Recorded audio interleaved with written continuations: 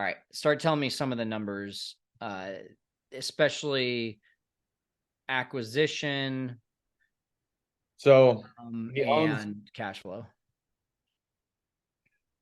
well, so he owns the 30 acres next to the venue.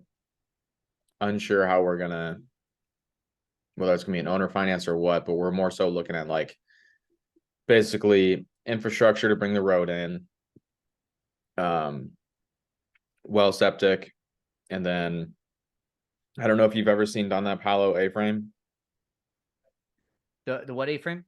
The Dunlap Hollow A-frame. It's got Mhm. like glass front. Anyways, we want to build that, which is going to end up sleeping like on like Thursdays, Fridays, and Saturdays. It'll most likely sleep like the wedding party, and then so that's going to be a big one, and it's unique. So it'll fill up during the week, and it's not too far from our Augusta properties. Um, so that we have a rough build cost of, we're calling it 300, and then for everything else, for the road, well septic, and all that. We're thinking like just phase one, because we're also going to build out one of his groom's quarters. Is roughly like 500,000, and we might, depending on who we get involved, maybe spend a little bit more on some other like geodesic domes, Okay. and bring it up to like 750. So you're saying the rehab cost is between 500 to $750,000 Build cost, yeah, build total cost.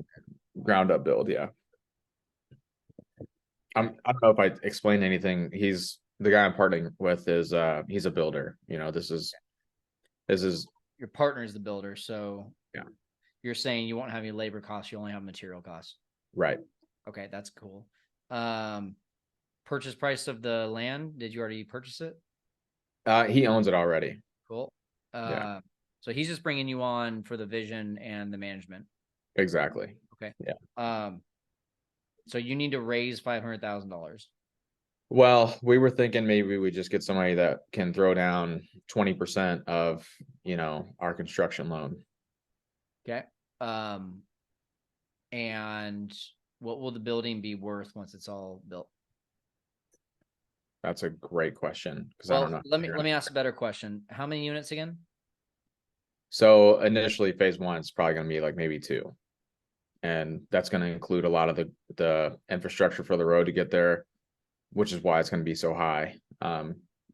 Will the $500,000 only take care of 2 units? Basically, yeah, So only two rentable spaces, only two income producing spaces. That's not 2 units that have 8 doors total. It's just 2 doors, basically. correct. Yeah. Okay. Okay.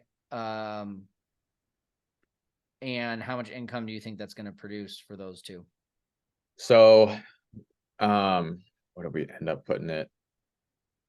I think it was like 150 for the A-frame, and then for the groom, what's that? For the year? Yeah, 150 for the year for the A-frame, and then what was the groom's quarters? I think it was around like, I think it's around like 70. Does that include cleaning fees? No, I typically run my numbers with that as just like a pass-through fee, as long as it's within a market that I feel like we can pass that on to the guest, which I think we can here. So you're going to be grossing 220K per year. Let's just call that 18K per month. So you got a lot of room. Yeah, it's more room than I thought. Yeah. Um, and let's be conservative and say it doesn't do that well, and let's just say it does 12K per month. Yeah, that's fine. So 12K per month, your costs on a $400,000 loan. Have you looked at those numbers at all? Nope. Nope. I I mean, know it'd be 8%, roughly, if we go with the bank we typically have. um, Missouri 25-year amortization. calculator 25. 25-year am. We could probably, I imagine it's probably gonna be interest only until everything's constructed and built. And then we'll go to terms then, but we can lock in our rate when we like initially start the build process. So 20% down, interest only for the first however long we want, really. We'll do 9 months or a year. Would you say 8.5? 8. 8? Yep. You're saying it's interest only? It's at least how our renovation budget is going right now with our 12 unit. And it's basically like a construction budget. So you pay interest only and they allow you to draw for your new construction phases. Yeah. I mean, you have so much room on this. I don't think you should have any issue getting Yeah. I mean, shit, I'll give you 20% down, for the construction loan, like, and I think you can do it a number of different ways. I don't think you need to give away a ton. I think you can give away, even though they're putting in 20%, you can give away 20% of the cash flow and tell them, no equity. Or Yeah. you could say you're getting guaranteed return of 20% interest only until we refinance this, and then we'll pay you off. I think you could have them come in and be an equity partner and tell them that they're only going to get, 10% of the cash flow because they're getting equity. I think there's a number of different ways that you can skin this, but either way, you guys are coming out pretty. I would also make sure that if you're going to do this, and I don't know if the rules or regulations on single family builds, but I would do an acquisitions fee. I would raise that acquisitions fee. So if you need to raise $100,000, I'd raise, 125 and pay yourself 12 and a half and pay your partner 12 and a half. Yeah. I mean, I don't think you have to work too hard, I guess is what I'm saying, to raise this money.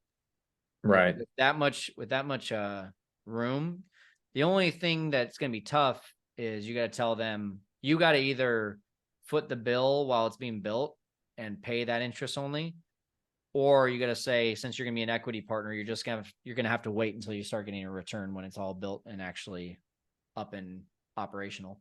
Yeah. And see, that's kind of like where we're struggling is like, we would think, I mean, at least for one of them, we can get it done pretty quick because the building already exists. But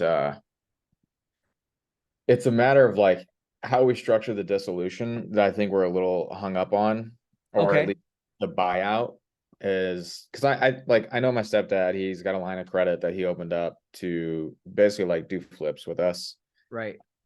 And I know he'd be willing to partake in this. And he seems like somebody that's maybe a good option where it's like, he's bringing, whatever the down payment is, and then we're going to give him a percentage or like maybe a fixed percent at 12 months, a fixed percent at 24 months, something of the sort.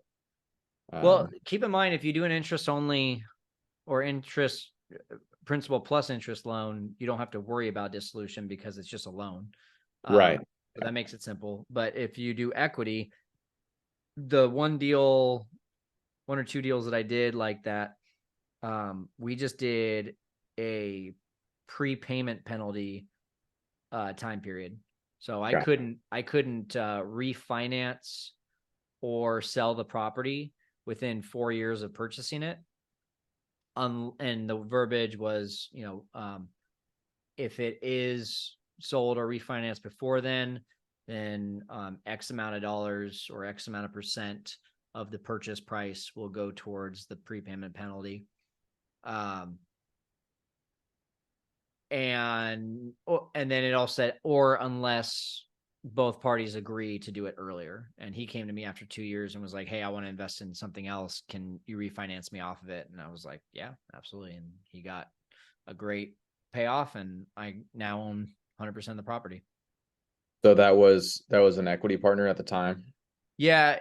He owned 17.5% of the property. Gotcha. He got 17.5% of the property and 17.5% of the cash flow. And didn't participate in the downside. So if we had a negative month, I didn't charge him. I just didn't pay him out. Yeah, because and the other thing that's crossed my mind too is I've actually seen, so Dunlap Hollow sells their blueprints, and I've seen the exact build done with a couple different options, and they're trying to sell it for like 1.1 million. And I'm like, okay, let's say we can actually get it built for 300, and then the bank wants to come appraise that at 500 or 600. Yeah. Now we just gave our money partner, X amount of, you know, they're coming out great on that deal being an Yeah. equity. So Yeah. I mean, how many builds has this guy done, your partner? he's been building homes since we were like just out of high school. Yeah. He's So I graduated with him.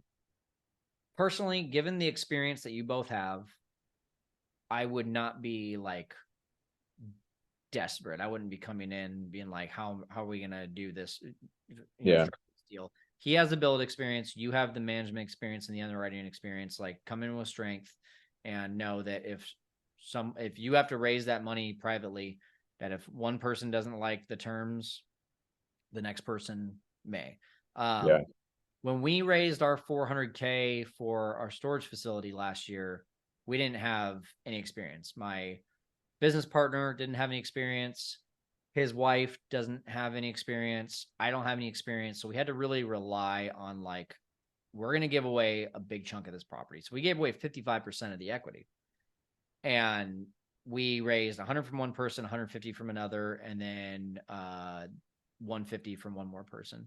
And I had to put together like a really nice Loom video presentation of like, here's why we're going to be able to do this deal. And here's the people on our side that like will be able to mentor us and help us. And here's like step by step of everything that we're going to do.